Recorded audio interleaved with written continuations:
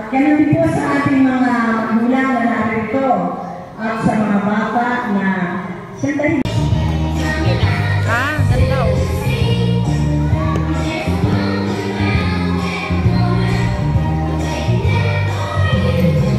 araw po sa ating lahat.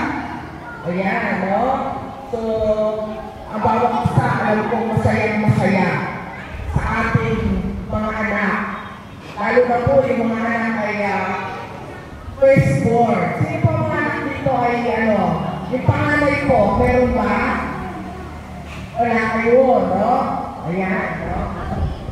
So talagang itong mga oras na ito ay ang ating panahon ay kailangan para sa unang yugto ng pag-aaral ng ating mga anak. Ang suporta ng Diyos sa inyong mga anak.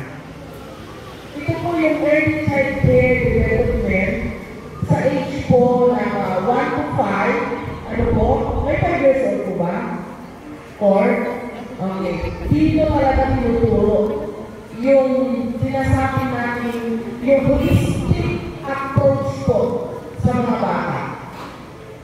Na talagang kailangan ituro yung tama sa kanila. Kasi bakit mga bata nito, tinuruan mo ng mali. Yun na po ang kanilang matadala hanggang kanilang paglaki. Kaya careful po ang pagtuturo. Very careful ang ating mga wait. Alam kung hindi na ito makikinig sa atin. At yan naman ay alam na natin. Kaya sa mga magulang na lamang po. At kayo mga magulang, alam ko, alam ninyo, na sobrang powerful ang paggamit ng gadget ngayong mga panahon ito. Ayun po ba? Yan po hindi naman may cellphone. Pakita sa kamay. Yung iba po walang cellphone? O meron din? Meron din, no? Ilan din ang mga nanay? Nakabasa ang mga anak ay aapuso. Ang binibigay na pangkikil na pang-apuso ay cellphone. O ito na cellphone. Magkano ka? Ilan? Ayun, si ate, si ma'am. O, di ba? Ilang oras may pinagagamit ng cellphone? Ang anak ay ganoon din. Pero po, mga nanay at tatay, kung akala natin ang paggamit ng cellphone ay nakabubuti sa ating mga anak, ay nagkakamali po tayo. Ilipahan po natin ang paggamit, no?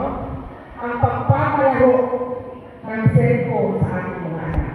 Meron ako na... Para po sa inyo. Para po. Yan pala malakas ang radiation po. Opo nga po. Dalawang makina po po sa i-off talaga dapat.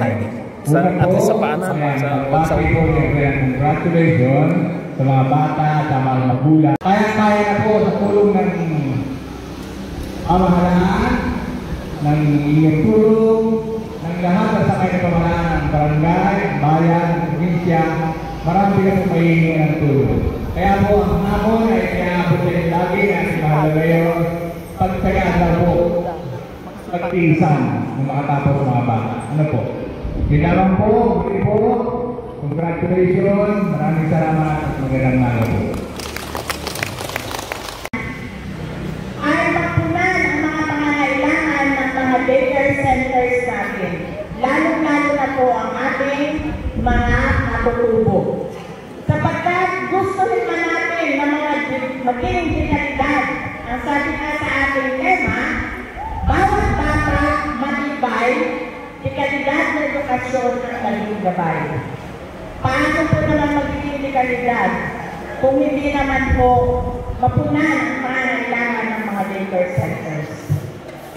Ang mga bata pumapasok sa daycare center ay kauna-unahang hakbang, yugto ng kanilang buhay para makasalamuhan nila ang kanilang kapwa-bata. Sabi ng isang nanay, kaya ko nang turuan ang aking anak, hindi na pwede sa daycare center. Gastos lang yan.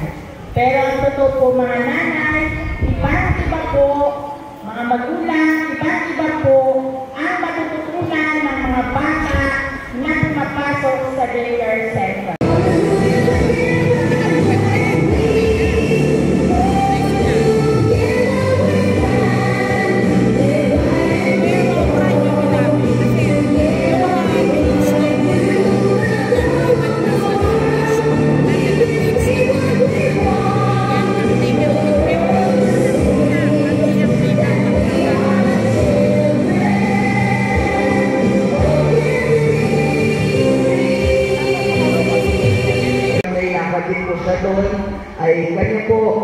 suporta po dito po sa inyong pong programa. Mula simula po, nasa piling ko si Halan Bukal, ngayon ating Vice Mayor, ganun po ang kanyang suporta sa ating po mga social worker, lalong higit po sa programa po ng ECCP.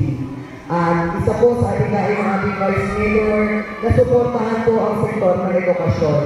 Kaya po ang aming po opisina ay nag-offer po ng mga educational assistance at scholarship po para po sa mga kabataan upang may magpatuloy po ang kanilang mag-aaral. Maraming salamat po sa painit na pag-welcome sa amin ngayon itong mga umaga. Bagamat na huli, nakahabol pa rin naman po. No? Muli po sa lahat po ng mga bata na sipag na po sa araw na ito, baunin niyo po ang mga araw na inyong natutunan at maging akbang ito tungo po sa tagumpay. Muli po, lagi natin tatandaan ang bawat batang matibay, di kalidad ng edukasyon po ang naging gabay. Maraming salamat at magandang umaga po.